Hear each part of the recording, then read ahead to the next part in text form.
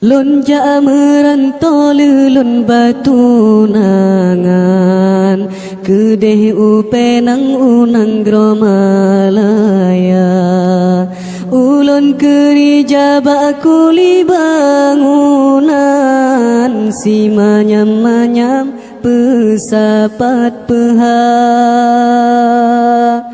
pakan hai adoe sampai lagi nyan ngelun tunangan ngengop ta pesta pekesalah lun tahu kemenan kan kehuatenyan sama serta bakat malaka bica mealun karena jitren angin utara nganjalo gulerat utun lontren waplon jaharum rat pusong langsa bantroh bagata hai ade bulen lon kalandum urang tengah mekerja ngan kaba-kaba bajurong melintang siap dengan seng ngan bubong tenda muka lon pucat darah lon meten sebab mesandeng urang yang lon cinta talinteng sumpah tara maharem sebab metemeng urang gatang bakat malaka bicah mealun karena jitren angin utara nganjalo gulerat utun lontren waplun jaharum rat pusong langsa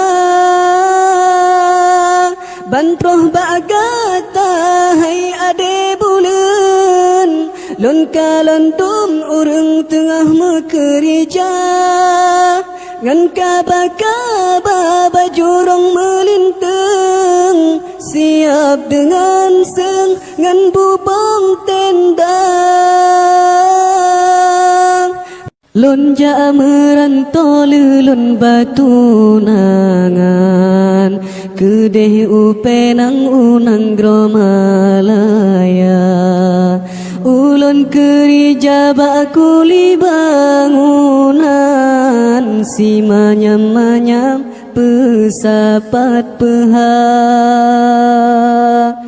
pakan hai adoe sampai lagi nyan ngelun tunangan ngengop ta pesta pekesalah lon tahu kemenan kan kehuatenyan sama serta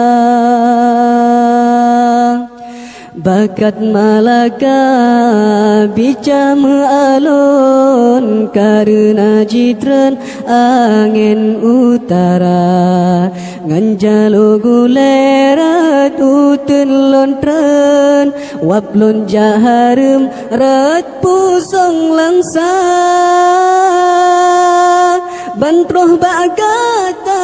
hai ade bulen lon kalandum urang tengah mekerja